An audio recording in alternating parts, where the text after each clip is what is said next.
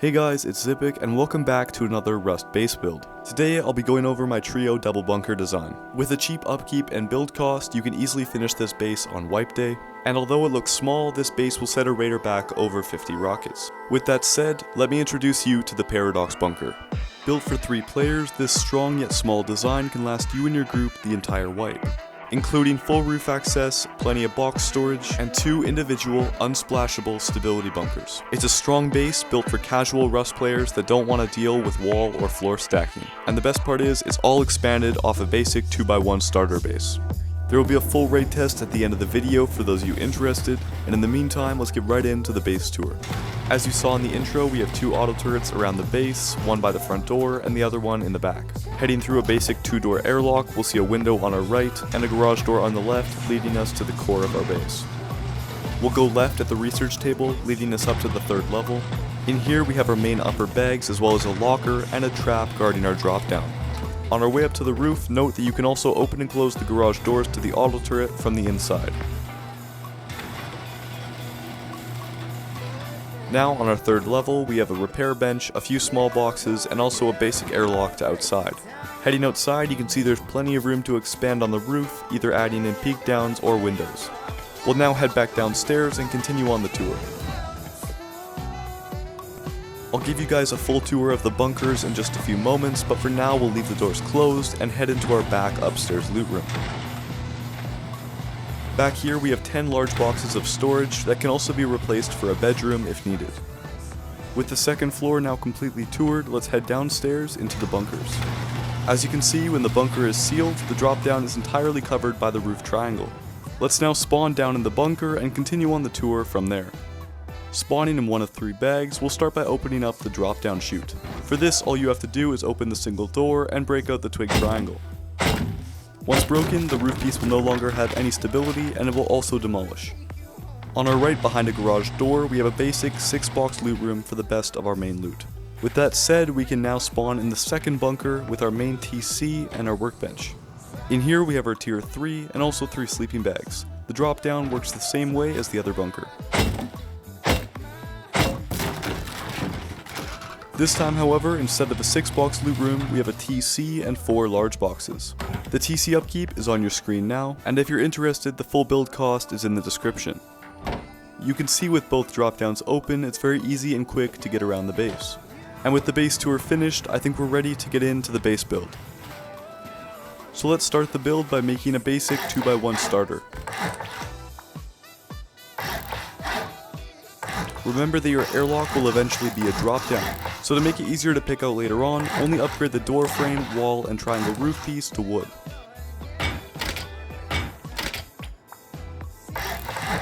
Make sure your TC is up against the wall, rotated like mine, on the same side as the door.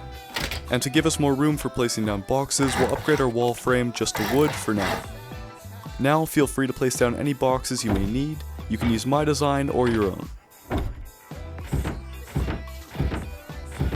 Once we have our garage door and boxes in place, we can upgrade this frame to stone. The best part about a 2x1 starter like this is it's very easy and cheap to move. You can build several 2x1s across the map to test different locations and find the best spot for your main base. Next, we're going to demolish our door frame and roof piece in the airlock.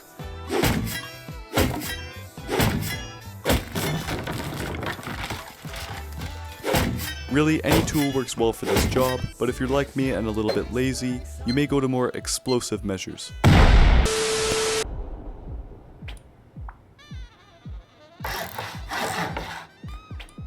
Make sure you upgrade this wall in the Honeycomb to metal, as you won't be able to access it later on.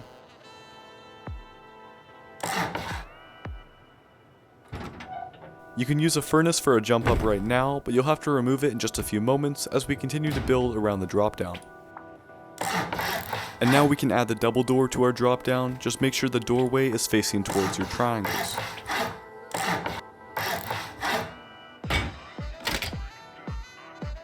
We'll then add a square foundation off the back side of our 2x1's airlock. And now we'll need to place in a twig triangle going through the wall into your drop down. If you find you can't place it, you likely have something in the way, such as a sleeping bag, furnace, or an open door. Once that triangle's down, you'll be able to place in your final triangle going through the wall, just like this. And I know this little strafe jump may be harder for new players, so if you want to get up to your roof, feel free to place in twig and it may be easier. Once you've built the metal triangle outside your drop down, you can demolish the twig inside and also replace the furnace. Now we'll get to work on the second bunker, which will just be a mirrored 2x1.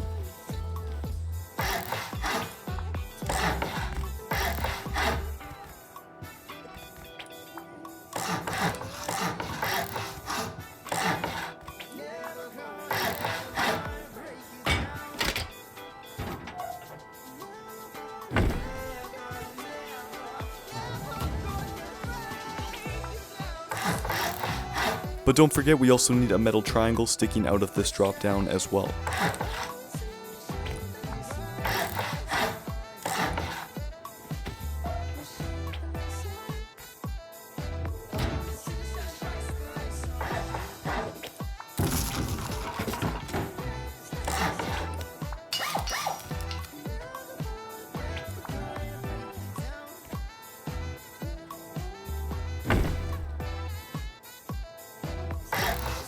From this point forward, I'll only be using garage doors, but if you don't have them yet, feel free to continue using double doors and switch them out as you progress throughout your wipe.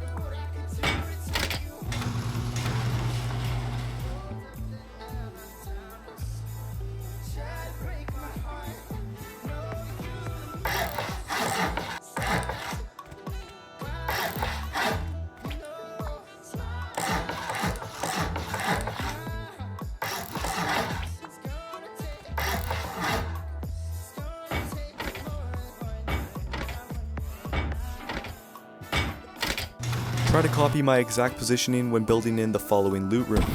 If you properly wedge yourself into each corner, you should have no problems placing down the boxes. And also note that my garage door wall frame is metal, not stone.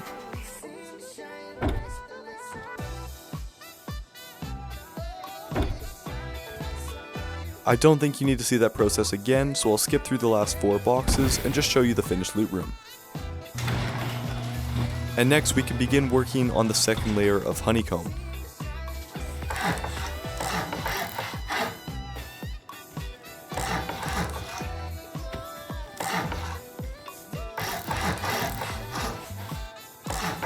If you're at all confused, here's a top-down view of me building in the same foundations.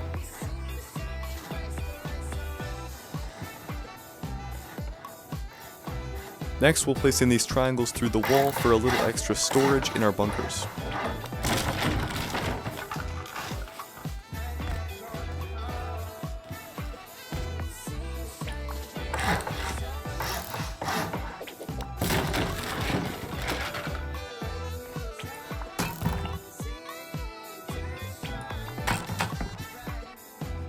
For the next step, we'll go around both of our 2x1s, adding in metal honeycomb to any wall that connects to our bunker. Notice that I'm skipping this wall here, which is our airlock inside the 2x1.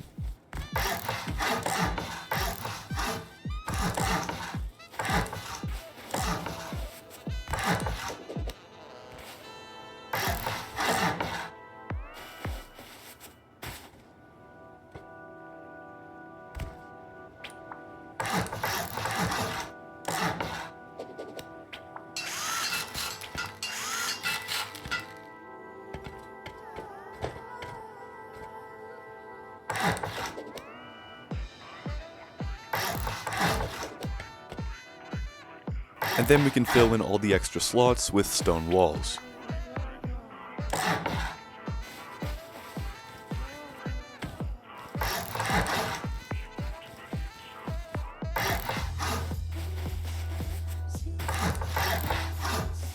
For the last layer of honeycomb, we're going to hide these metal walls by adding in our roof ramps.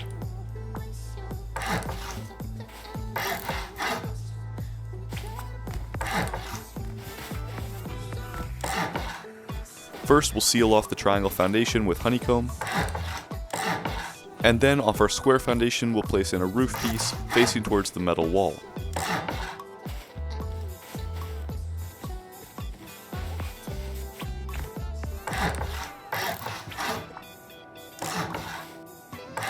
We'll repeat the same thing off the back side of the base.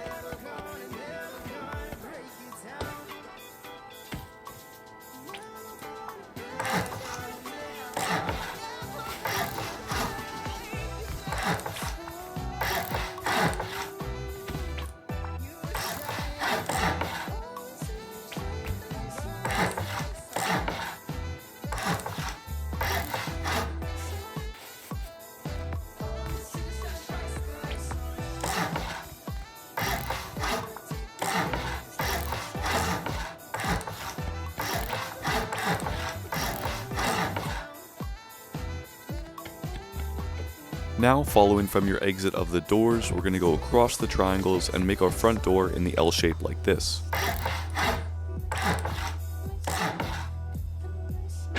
And notice that as I seal off the top floor with walls, we're leaving out all of these corner triangles.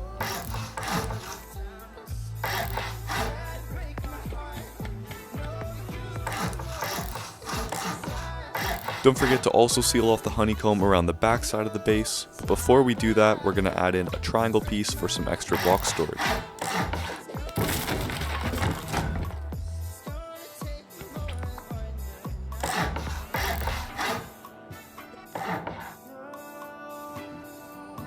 I'll then add in my basic airlock and also a few wall frames.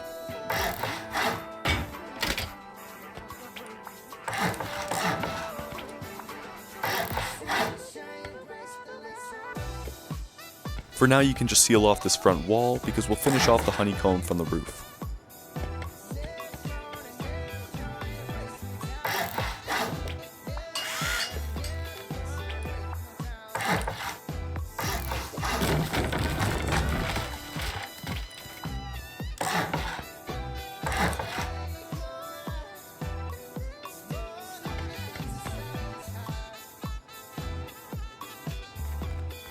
Upgrade both main squares to metal, but any outside honeycomb can just be stone.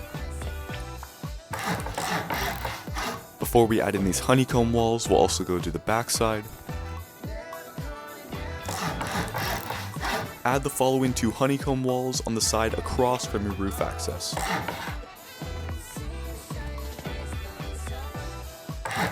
And after, you can just seal this off with roof pieces. The side with your roof access will only need 1 honeycomb wall on the right.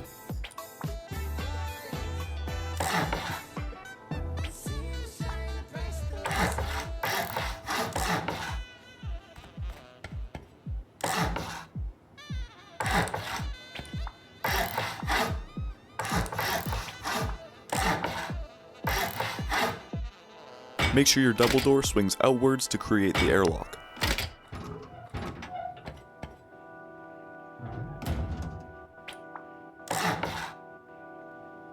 For now, I'll throw a large box up here, but this will eventually be replaced for our repair bench.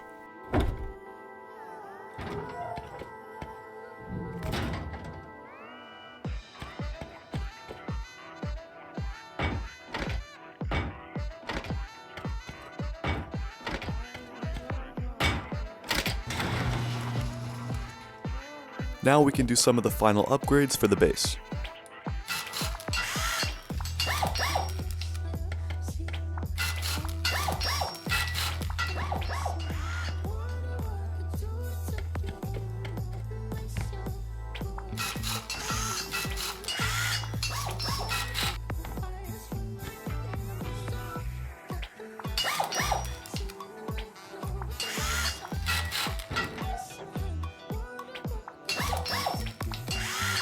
Sometimes you'll be able to access this foundation with a hammer, but it's easiest just to pick up the box and upgrade it.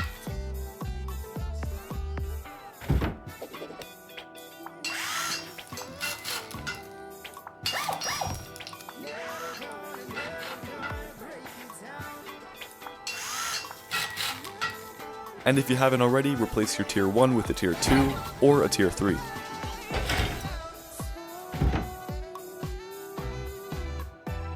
Remember, if you find the HQM cost to be too much, you can always upgrade this second bunker just to metal instead of armored. When you upgrade this back bunker wall, remember to rotate it so the hard side faces outward.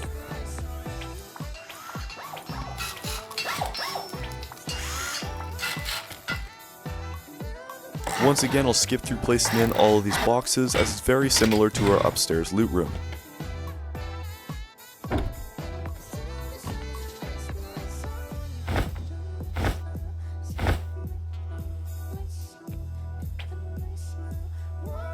And just a quick correction, this single door should swing inward towards your bunker instead of into the drop down.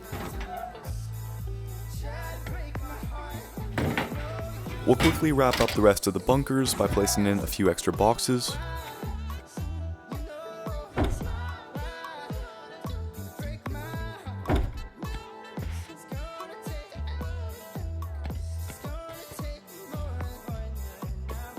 And if you haven't already, finish the upstairs loot room with 2 more boxes on the triangle.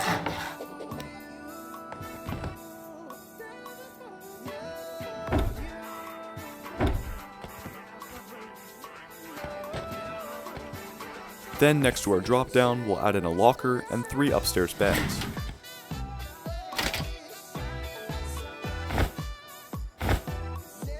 You can place your research table and large box up on the wall behind us. And now let's go around the base and add in all of our extra deployables.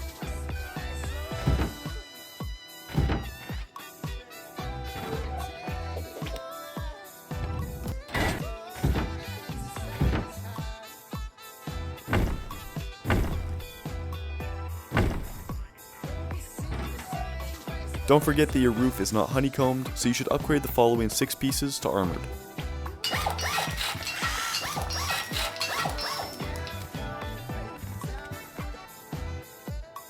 Our final step will be building in these auto turret slots.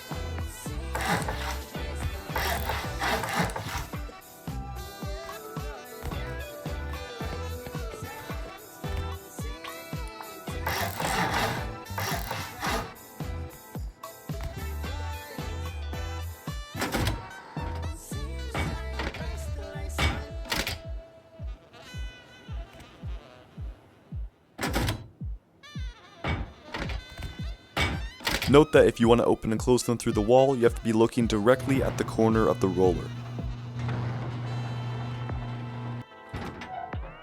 When sealing the bunker, even if the roof shows up as blue, you may still get the game telling you that there's not enough room to place it in.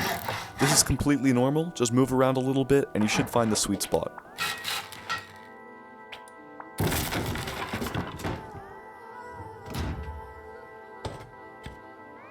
Now onto the raid test. So let me try to answer all of your questions. First of all, no, the roof cannot be backwards picked from the outside. Next, we'll use explosive ammo, a flamethrower, and also an insin rocket to test the stability of the twig.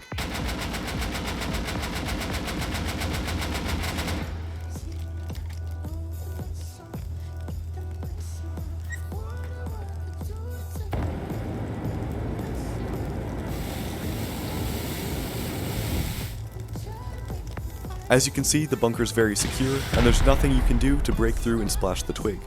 With that said, thank you all for watching the video, I hope you enjoyed, and I'll see you all in the next one.